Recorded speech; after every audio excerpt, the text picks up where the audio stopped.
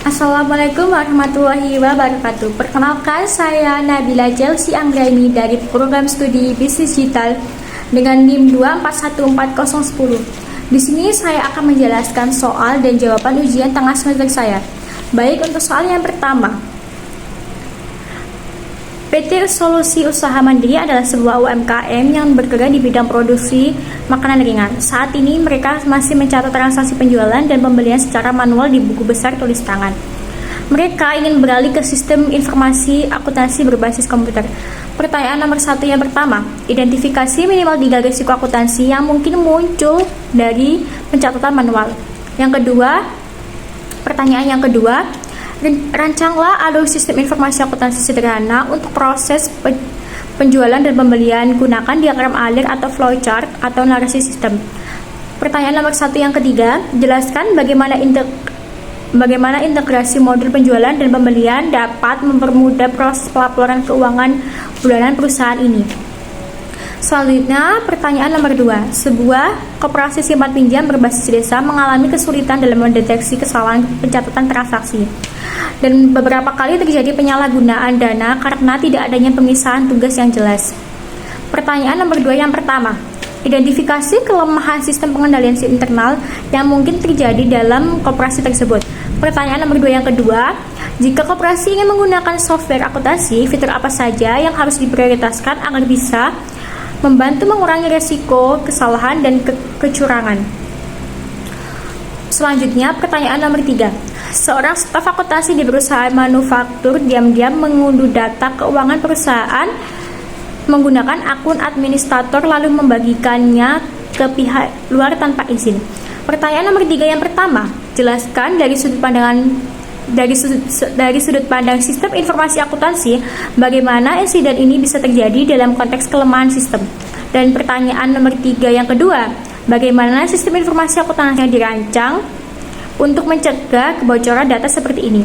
Pertanyaan nomor 3 yang ketiga, dari sudut pandang etika profesional bagaimana seharusnya perusahaan menanggapi pelanggaran ini. Baik, untuk jawaban nomor 1A, berikut beberapa risiko akuntansi yang mungkin timbul dari pencatatan manual yang mereka lakukan saat ini. Yang pertama, kesalahan pencatatan dan perhitungan human error. Risiko terbesar dari pencatatan manual adalah tingginya potensi terjadinya kesalahan manusia. Ini bisa berupa salah tulis, angka, salah menjumlahkan, atau bahkan kelupaan mencatat transaksi. Yang kedua, kehilangan atau kerusakan data loss or damage. Buku besar fisik rentan terhadap risiko kehilangan akibat bencana alam seperti banjir atau kebakaran, kerusakan fisik karena penggunaan sehari-hari atau bahkan hilang karena kelalaian. Yang ketiga, kurangnya efisiensi dan keterlambatan informasi, inefficiency and information delay. Hal ini menyebabkan keterlambatan dalam penyediaan informasi keuangan yang relevan dan tepat waktu bagi manajemen untuk membuat keputusan strategis.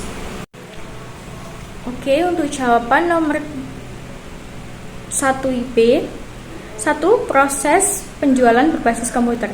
Yang pertama, penerimaan pesanan. Yang kedua, verifikasi stok. Yang ketiga, buat faktur.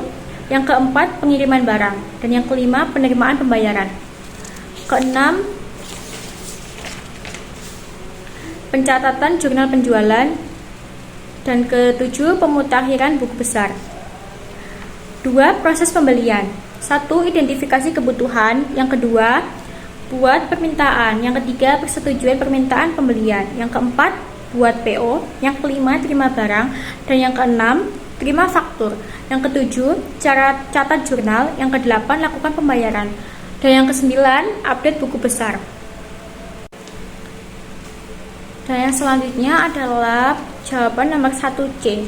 Integrasi modul penjualan dan pembelian dalam sistem informasi akuntansi mempercepat dan mempermudah pelaporan keuangan bulanan PT Solusi Usaha Mandiri dengan menyediakan data transaksi yang akurat dan real-time, otomatisasi pencatatan jurnal, pengelolaan piutang-utang efisien, perhitungan HPP yang tepat, serta kemampuan menghasilkan laporan keuangan secara otomatis sehingga meningkatkan akurasi dan efisiensi proses akuntansi perusahaan.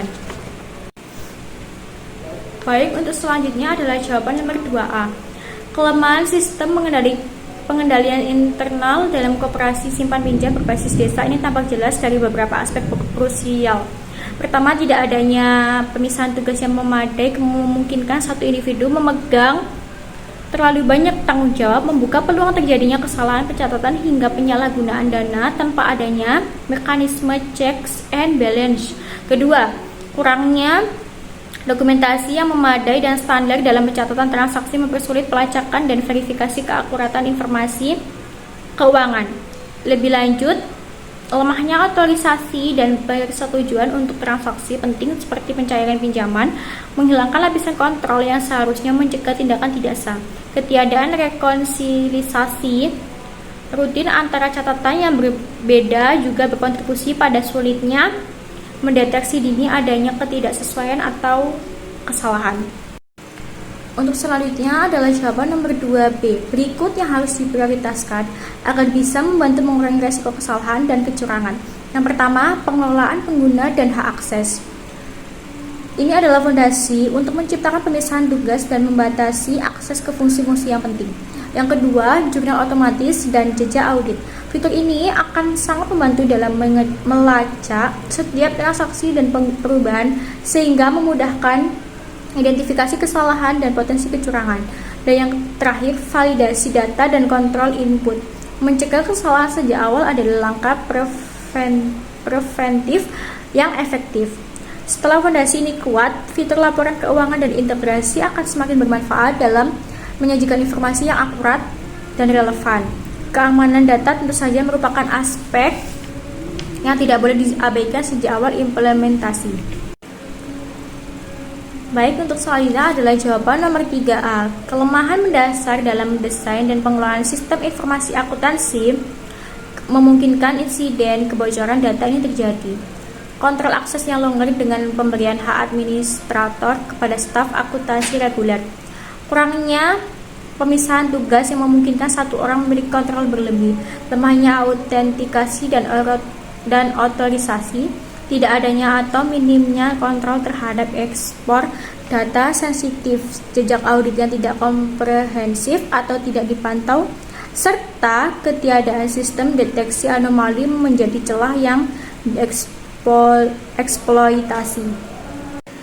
Yang selanjutnya adalah jawaban nomor 3B. Sistem informasi akuntansi atau SIA seharusnya dirancang dengan kontrol akses ketat berbasis peran, jejak audit komprehensif yang mencatat setiap aktivitas pembatasan dan persetujuan untuk pengunduhan data sensitif, enkripsi data saat transit dan istirahat, pemantauan aktivitas mencurigakan melalui IDS atau IPS dan UBA dengan notifikasi otomatis, kebijakan dan prosedur keamanan yang jelas disertai pelatihan karyawan serta rencana respons insiden yang efektif.